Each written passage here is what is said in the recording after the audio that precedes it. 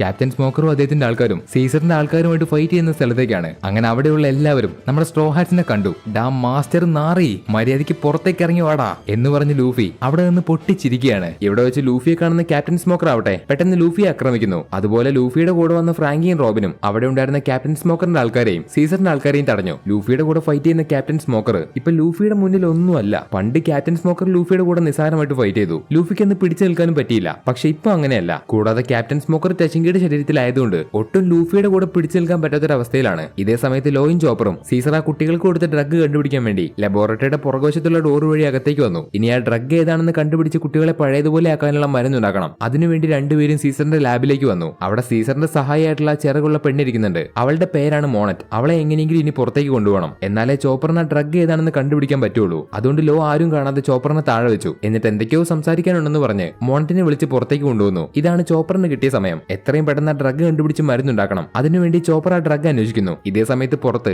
എല്ലാവരും നല്ല രീതിക്ക് ഫൈറ്റ് ചെയ്തുകൊണ്ടിരിക്കുകയാണ്. അപ്പൊ സീസർ തുറന്നുവിട്ട അവന്റെ പെറ്റ് ആ വലിയ സ്മൈലി അത് അതിനെ തന്നെ ഒരുപാട് ബോൾ പോലെ ആക്കി സ്പ്ലിറ്റ് ചെയ്ത് ഈ തണുപ്പുള്ള സ്ഥലത്തേക്ക് അയക്കും. അതിപ്പോ നിൽക്കുന്നത് ചൂടുള്ള സ്ഥലത്താണ്. ഈ രണ്ട് ഭാഗത്തിനും ഇടയിലുള്ള വെള്ളം മറികടന്ന് അതിനപ്പുറത്തേക്ക് വരാൻ കഴിയില്ല. കാരണം സീസർ അതിനെ ഒരു ഡെവിൾ ഫ്രൂട്ട് വെച്ചിട്ടാണ് ഉണ്ടാക്കിയത്. അതുകൊണ്ട് അപ്പുറത്തേക്ക് വരാൻ വേണ്ടി അത് അതിനെ തന്നെ ഒരുപാട് കഷ്ണങ്ങളാക്കി സ്പ്ലിറ്റ് ചെയ്ത് തണുപ്പുള്ള സ്ഥലത്തേക്ക് അയക്കുന്നു. അങ്ങനെ അവിടേക്ക് വരുന്ന ചെറിയ ചെറിയ കഷ്ണങ്ങൾ കൂടി ചേർന്നത് വലുതാവുന്നു. അതിനെ ആർക്കും തൊടാൻ കഴിയില്ല. ആരെങ്കിലും തൊട്ടാൽ അവർ പോയിസൺ കാരണം മരിച്ചു പോകും. അതിന്റെ അകത്തുനിന്ന് ഒരുപാട് പോയിസൺ പുറത്തേക്ക് വരികയും ചെയ്യും. ആ സ്മൈലി അതിന്റെ മുഴുവൻ ഭാഗവും ഈ തണുപ്പുള്ള സ്ഥലത്തേക്ക് അയച്ചുകൊണ്ടിരിക്കുകയാണ്. ഈ സമയത്താണ് ഫൈറ്റ് നടന്നുകൊണ്ടിരിക്കുന്ന സ്ഥലത്തേക്ക് സീസർ വരുന്നത്. സീസറിനെ കാണുന്ന ലൂഫി അവിടെ തേടിയ വള്ളി കാലി ചുറ്റിയല്ലോ. ഇനി സീസറിനെ അന്വേഷിച്ച് എവിടേക്കും പോകണ്ട. അവൻ അവരുടെ അടുത്തേക്ക് തന്നെ വന്നിട്ടുണ്ട്. സീസറിനെ കണ്ട ലൂഫി ചാടി വന്ന് കരണക്കുറ്റി കിട്ട ഒറ്റയടി. ലൂഫിക്ക് ആർമമെന്റ് ഹാക്കി ഉപയോഗിക്കാൻ പറ്റുന്നതുകൊണ്ടാണ് അവന് സീസറിനെ അടിക്കാൻ പറ്റുന്നത്. അല്ലാതെ എല്ലാവർക്കൊന്നും സീസറിനെ അടിക്കാൻ കഴിയില്ല. നമ്മുടെ സ്ട്രോ ഹാറ്റ്സിൽ തന്നെ ലൂഫിക്കും സോറോയ്ക്കും സാഞ്ചിക്കും മാത്രമേ ഹാക്കി ഉപയോഗിക്കാൻ കഴിയുള്ളൂ. അതിൽ ലൂഫിക്ക് മാത്രമേ കോൺഗ്രസ് ഹാക്കിയുള്ളൂ. സോറോയ്ക്കും സാഞ്ചിക്കും ഒബ്സർവേഷൻ ഹാക്കി ആർമമെന്റ് ഹാക്കിയാണുള്ളത്. ഇനി എപ്പോഴെങ്കിലും അവർക്ക് കോൺഗ്രസ് ഹാക്കി കിട്ടുമെന്ന് പറയാൻ പറ്റില്ല.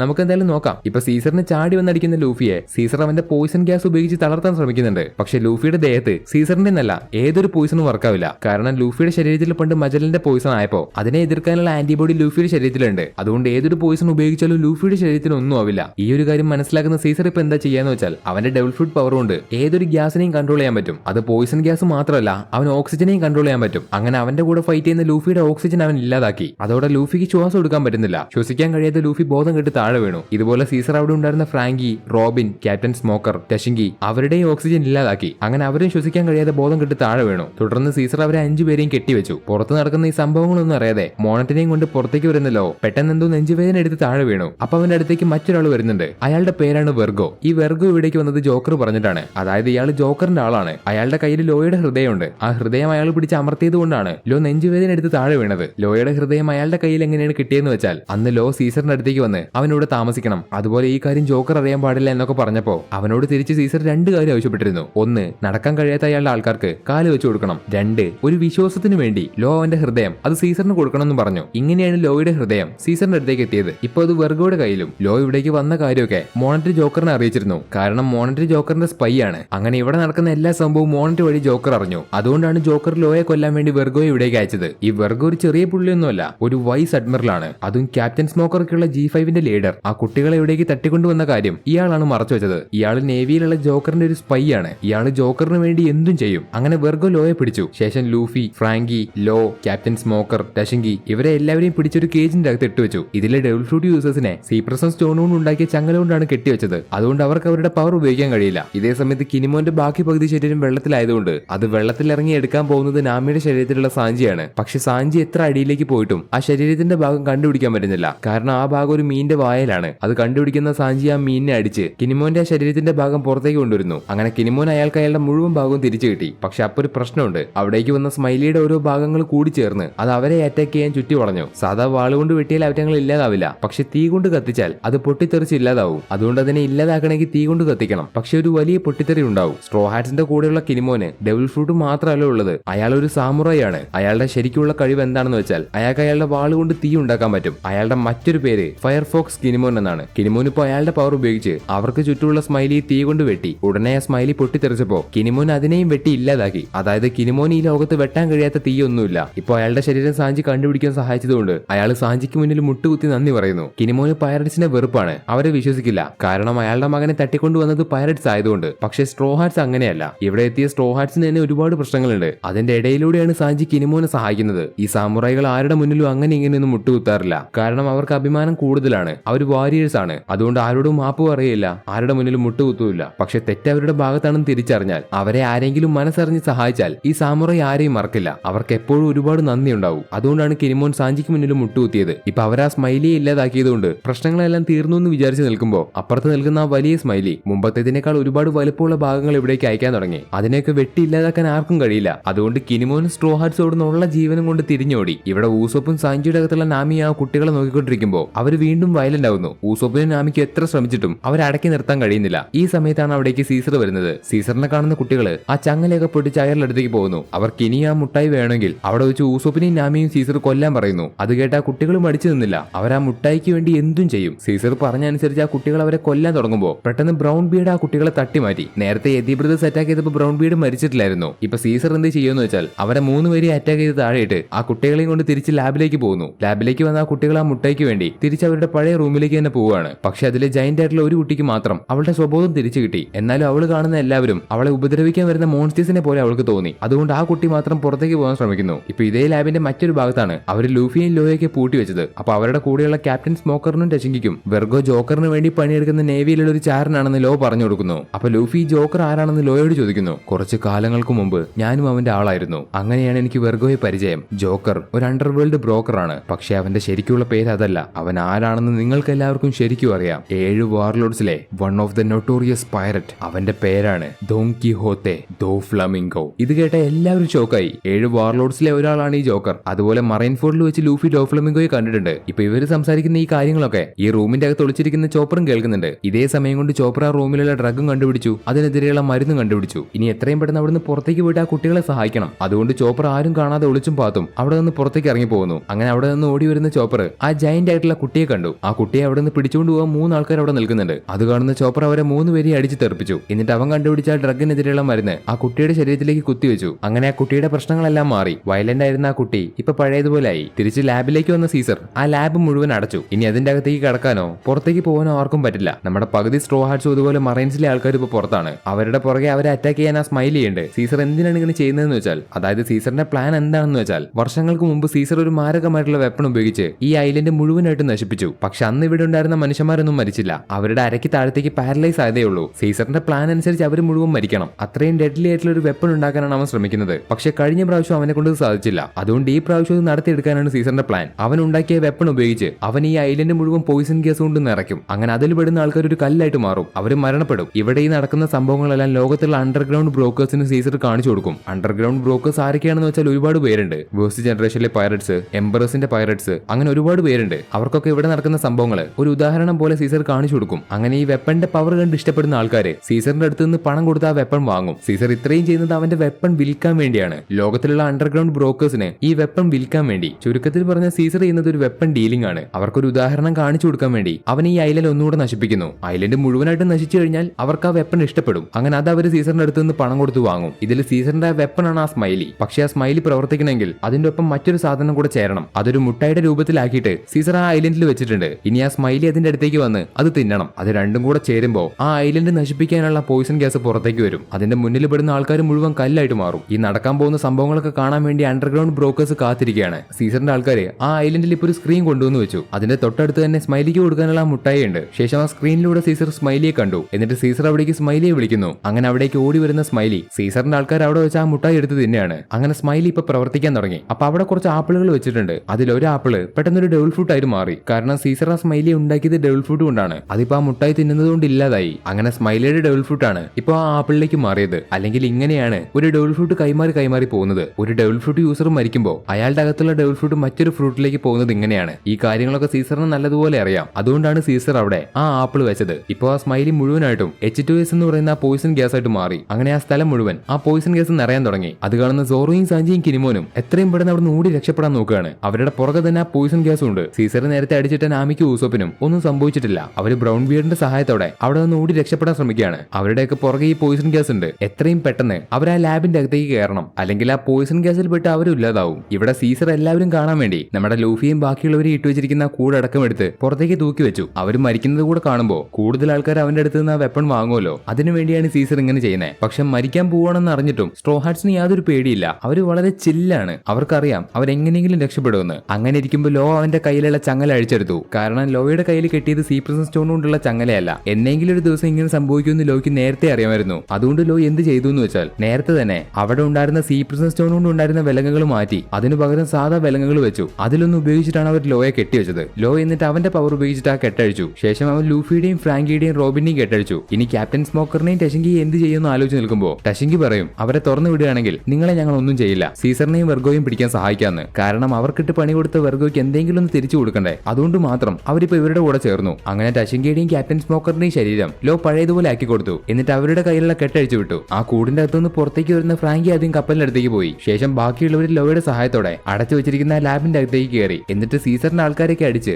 അവരാ വാതിൽ തുറന്നു. അങ്ങനെ ക്യാപ്റ്റൻ സ്മോക്കറിന്റെ ആൾക്കാരൊക്കെ അകത്തേക്ക് വന്നു. പക്ഷെ ബാക്കിയുള്ള സ്ട്രോ ഹാറ്റ്സ് ഇതുവരെ എത്തിയിട്ടില്ല. അവരിപ്പോഴും ഓടിക്കൊണ്ടേയിരിക്കുകയാണ്. ഓടി വരുന്ന സോറോയും സാഞ്ചിയും ബ്രൂക്കും ഒരു ചെറിയ ഡ്രാഗനെ കണ്ടു. ആ ഡ്രാഗനെ വെഗാപ്പങ്ക് ഉണ്ടാക്കിയതാണ്. നേരത്തെ സീസറിന്റെ ആൾക്കാർ ഇവിടേക്ക് വന്നത് ഈ ഡ്രാഗന്റെ പുറത്ത് കയറിയിട്ടാണ്. പക്ഷെ ആ ഡ്രാഗൻ അവിടെ നിന്ന് രക്ഷപ്പെട്ടു. ഇപ്പോൾ ആ ഡ്രാഗനെ കാണുന്ന അവർ മൂന്നുപേരും അതിന്റെ പുറത്ത് ചാടി കയറി. പക്ഷെ എന്നിട്ട് അവർക്ക് പെട്ടെന്ന് അവിടേക്ക് എത്താൻ കഴിയുന്നില്ല. അപ്പോഴാണ് ഊസോപ്പിനെയും നാമിയും കൊണ്ട് ബ്രൗൺ ബീഡ് അതിലൂടെ ഓടിപ്പോകുന്നത്. അപ്പൊ സോറോയും സാഞ്ചിയെയും ബ്രൂക്കിനെയും കാണുന്ന അവരെ മൂന്നുപേരെയും ബ്രൗൺ ബീഡിന്റെ പുറത്തേക്ക് കയറ്റി. എന്നിട്ട് എല്ലാവരും ലാബിലേക്ക് നേരെ വെച്ച് പിടിച്ചു. പക്ഷെ അവരവിടെ എത്തുന്നതിന് മുന്നേ ലാബിന്റെ വാതിൽ ക്ലോസ് ചെയ്തു. അത് കാണുന്ന സോറോ ഒന്നും നോക്കിയില്ല, ആ വാതിൽ വെട്ടി മുറിച്ചു. എന്നിട്ട് അവരെല്ലാവരും അകത്തേക്ക് വന്നതിന് ശേഷം ആ മുറിഞ്ഞു വീണ വാതിൽ പഴയതുപോലെ തന്നെ വെക്കുന്നുണ്ട്. കാരണം പോയിസൺ ഗ്യാസ് അകത്തേക്ക് വരാൻ പാടില്ല. അങ്ങനെ വന്നാൽ അവർക്ക് തന്നെയാണ് പ്രശ്നം. ഇപ്പൊ ഓരോ ഭാഗത്തുണ്ടായിരുന്ന ആൾക്കാരും അവസാനം ഒരുമിച്ച് ചേർന്നു. എന്നിട്ട് ലോ ആദ്യം സാഞ്ചിയുടെയും നാമിയുടെയും ശരീരം പഴയതുപോലെ മാറ്റി. ഇനി അവർക്ക് അവിടെ നിന്ന് പുറത്തേക്ക് രക്ഷപ്പെടണം. ഇവിടെ നിന്ന് എങ്ങനെയാണ് പുറത്തേക്ക് പോകേണ്ടതെന്ന് ലോയ്ക്ക് മാത്രമേ അറിയുള്ളൂ. അതുകൊണ്ട് എങ്ങനെയാണ് പോകേണ്ടതെന്ന് ലോ അവർക്ക് പറഞ്ഞു കൊടുക്കുന്നു. ഈ ഒരു ലാബിൽ തന്നെ പല പല ബിൽഡിങ്ങുകളുണ്ട്. ഇപ്പൊ അവരെല്ലാവരും നിൽക്കുന്ന ബിൽഡിംഗ് ആണ് എ. അവിടെ നിന്ന് അവരാദ്യം ഗേറ്റ് കടന്ന് ബിയിലേക്ക് പോകണം. അവിടെ നിന്ന് അവർ നേരെ എത്തുന്നത് ഒരു 3 ബിൽഡിങ്ങിന്റെ മുന്നിലേക്കാണ്,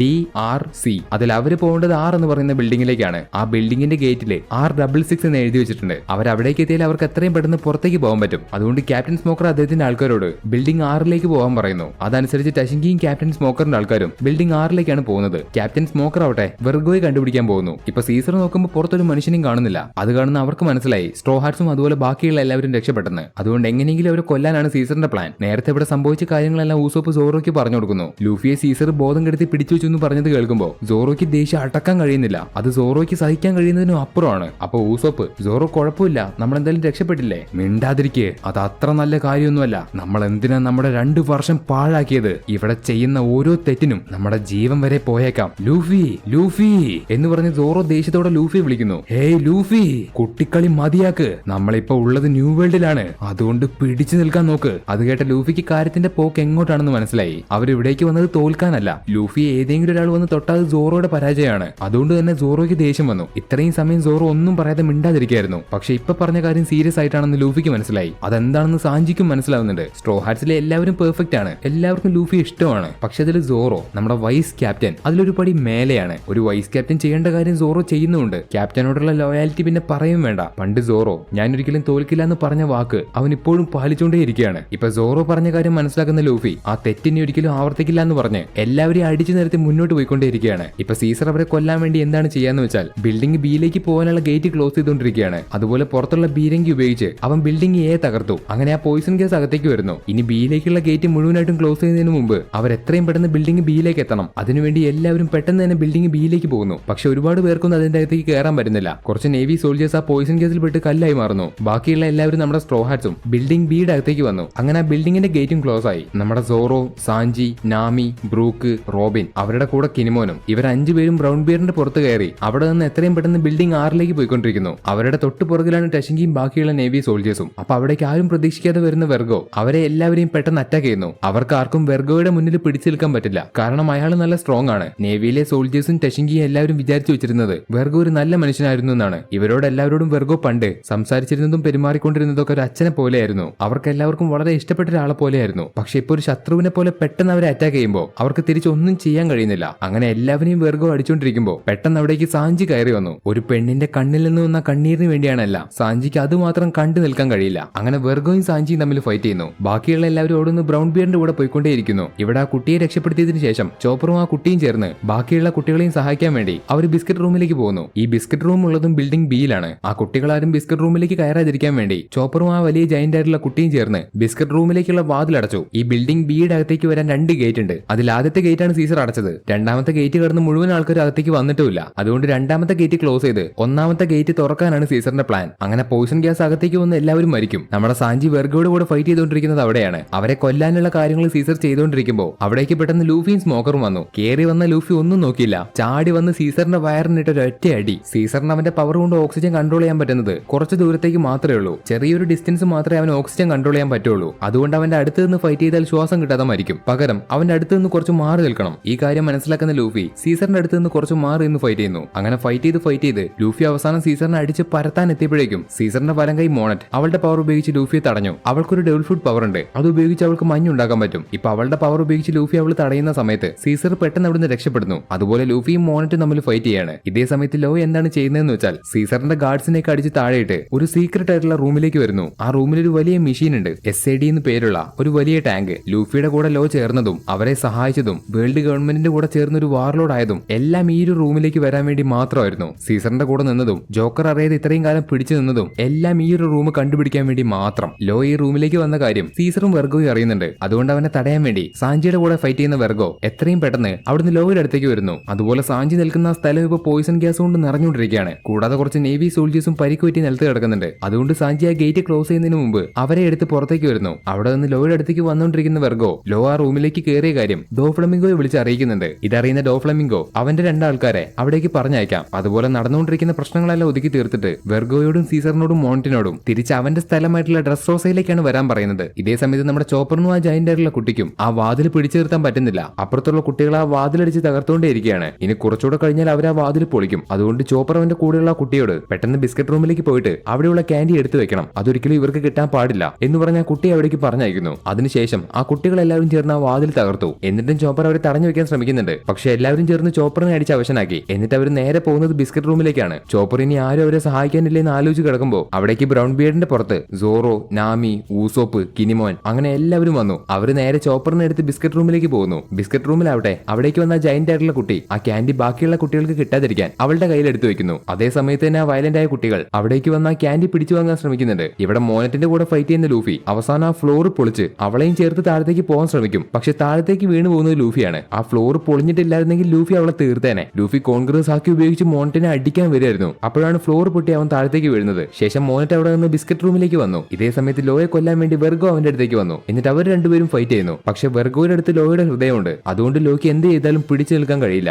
വെർഗോ ലോയുടെ ഹൃദയം ഞെരുക്കി അവനെ വേദനിപ്പിക്കും. അപ്പോഴാണ് ലോയെ സഹായിക്കാൻ അവിടേക്ക് ക്യാപ്റ്റൻ സ്മോക്കർ വരുന്നത്. രണ്ടുപേരുടെയും ഹൃദയം അവരുടെ കയ്യിലില്ല. രണ്ടുപേർക്കും അത് കണ്ടുപിടിക്കണം. ക്യാപ്റ്റൻ സ്മോക്കർ ലോയെ സഹായിച്ച് അവന്റെ ഹൃദയം ലോയ്ക്ക് കൊടുക്കുകയാണെങ്കിൽ പിന്നീട് അങ്ങോട്ട് എല്ലാം ശരിയാവും. അതിനുവേണ്ടിയാണ് ക്യാപ്റ്റൻ സ്മോക്കർ അവിടേക്ക് വന്നത്. അങ്ങനെ ക്യാപ്റ്റൻ സ്മോക്കറും വെർഗോയും തമ്മിൽ ഫൈറ്റ് ചെയ്യാണ്. ക്യാപ്റ്റൻ സ്മോക്കറിന് വെർഗോയോട് തീർക്കാൻ പറ്റാത്ത ദേഷ്യമുണ്ട്. ആ ദേഷ്യം കൊണ്ടാണ് ക്യാപ്റ്റൻ സ്മോക്കർ ഫൈറ്റ് ചെയ്യുന്നത്. താഴെ ബിൽഡിംഗ് ബിയുടെ ഒരു ഭാഗം തകർന്ന് അകത്തേക്ക് പോയിസൺ ഗ്യാസ് വരാൻ തുടങ്ങി. അതുകൊണ്ട് എല്ലാവരും എത്രയും പെട്ടെന്ന് ബിൽഡിംഗ് 6ലേക്ക് പോകണം. അങ്ങനെ എല്ലാവരും ബിൽഡിംഗ് 6ലേക്ക് ഓടിക്കൊണ്ടിരിക്കുകയാണ്. ഇത് കാണുന്ന സീസറിന്റെ പുതിയ പ്ലാൻ എന്താണെന്ന് വെച്ചാൽ എല്ലാവരും ചേർത്ത് ബിൽഡിംഗ് 6 ലോക്ക് ചെയ്യും. എന്നിട്ട് ബിൽഡിംഗ് 6ന്റെ ഗേറ്റ് ഓപ്പൺ ചെയ്ത് അവിടേക്ക് പോയിസൺ ഗ്യാസ് തുറന്നു വിടും. അങ്ങനെ എല്ലാവരെയും കൊല്ലും. ഇതാണ് സീസറിന്റെ പ്ലാൻ. അതിനുവേണ്ടി സീസർ ആദ്യം ബിൽഡിംഗ് D അതുപോലെ C ഈ രണ്ട് ബിൽഡിംഗിന്റെയും ഗേറ്റ് ക്ലോസ് ചെയ്തു. ഇനി എല്ലാവർക്കും 6ലേക്ക് മാത്രമേ പോകാൻ പറ്റുള്ളൂ. എല്ലാവരും ഓരോ ഭാഗത്ത് ഫൈറ്റ് ചെയ്തുകൊണ്ടിരിക്കുകയാണ്. ബിസ്ക്കറ്റ് റൂമിലേക്ക് വന്ന മോണറ്റ് അവിടെ ഉണ്ടായിരുന്ന ആ കുട്ടിയെ ഭീഷണിപ്പെടുത്തി ബാക്കിയുള്ള കുട്ടികൾക്ക് ആ ക്യാൻഡി കൊടുക്കാൻ പറയുന്നു. പക്ഷെ ആ കുട്ടി പറ്റില്ല എന്ന് പറഞ്ഞു. പക്ഷെ അവളുടെ പവർ ഉപയോഗിച്ച് അവൾ ആ കുട്ടിയെ ഒരുപാട് ഉപദ്രവിക്കുന്നുണ്ട്. അപ്പോഴാണ് അവിടേക്ക് നമ്മുടെ സ്ട്രോ ഹാറ്റ്സ് കയറി വരുന്നത്. സ്ട്രോ ഹാറ്റ്സിനെ കാണുന്ന മോണറ്റ് അവളുടെ പവർ ഒന്നുകൂടെ ശക്തിയിൽ ഉപയോഗിച്ചു. ഒരു ഭാഗത്ത് മോണറ്റ്, മറ്റൊരു ഭാഗത്ത് വെർഗോ. എല്ലാവരെയും കൊല്ലാൻ നടക്കുന്ന സീസർ. ഇവർക്കൊക്കെ എതിരെ പോരാടുന്ന നമ്മുടെ സ്ട്രോ ഹാറ്റ്സും അവരുടെ കൂടെ നിൽക്കുന്ന ബാക്കിയുള്ള എല്ലാവരും വിട്ടുകൊടുക്കില്ല.